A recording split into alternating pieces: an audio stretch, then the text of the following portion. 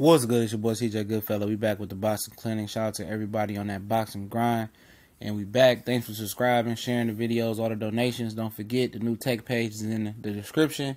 We're going to cook up some more videos to help cut the cost of cable, show you something better than Hulu and Netflix as well, and stuff already on there better than that. So don't forget, look in the link, hit that tech page, check out the channel, like it, share some of the videos that help somebody else out.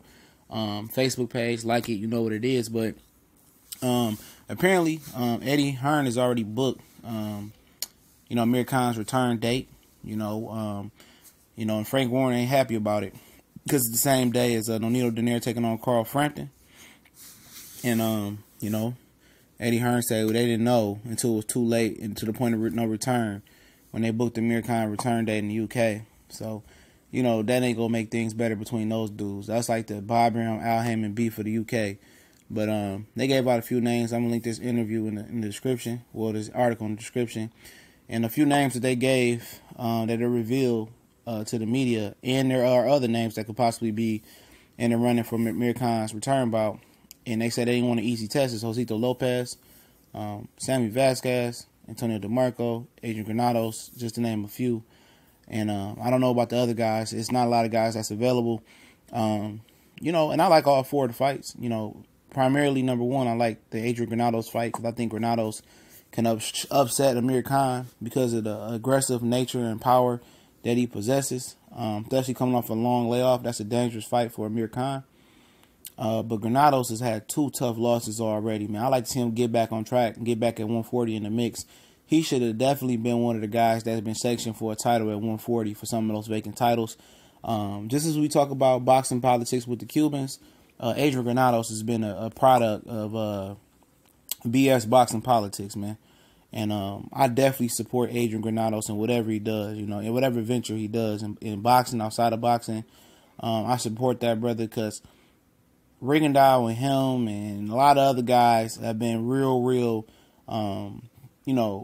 products of bad boxing politics. How do you knock out a guy in the mere mind? But he's the number one contender for the WBC because Don King has them in their back pocket. And, you can't even get a fight at 140 because everybody's scared to shoot you a fair one at 140 because what you did to Amir Khan. BS. So, personally, I would love to see him take the Amir Khan fight, but I think he deserves an easier fight, right now. But if the money's right, I'm pretty sure he go over there. And I think, he has the best chance out of everybody up here to upset. And Sammy Vasquez, I don't even know if he came back after Luis Collazo KO'd him.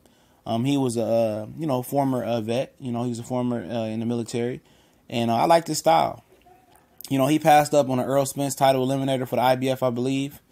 Earl Spence beat him in the amateurs as well.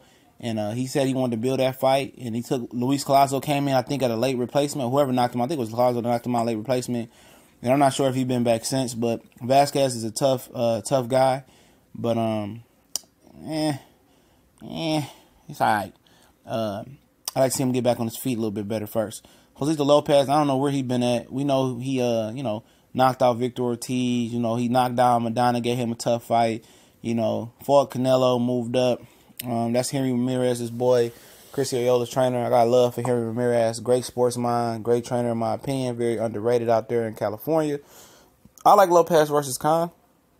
Lopez got some power to check the chin as well. I think that'll be my second fight out of these four guys, in my opinion.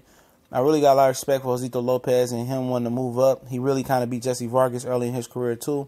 DeMarco, I don't want to see it. I'm going to go ahead and say that right now. Antonio DeMarco, I don't want to see that fight. He got a big knockout win. I like to see him stay at 140 pounds and do his thing there. Potentially chase a Broner rematch, or something like that. But Khan at 147, that's something that I'm really not interested in. Also, other names could be Bradley Skeet, who's a domestic guy. A lot of people don't like Bradley Skeet because he's boring. So I understand why he's not getting a shot because of his style. And we know how these promoters and matchmakers play it now. Ray Robinson is fighting in the Eliminator, I believe. He's a guy that beat Terence Crawford in the amateurs. Obviously, Lamont, Danny Garcia, Lucas Matisse are all tied up. Madonna's gone, but his little brother's there. He's in some top 15s, but I don't think he's ready for that type of level of fighting Amir Khan.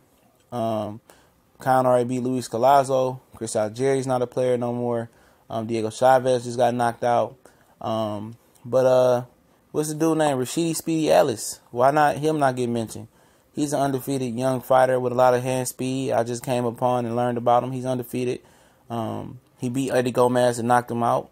So, you know, I like to see, I think his name is Rashidi Speedy Ellis. My boy from the UK put me on. He from America. Haven't heard a lot about him, but I looked at him. He got a lot of talent. So, you know, let me know who y'all like to see Khan face in his comeback fight. We gone.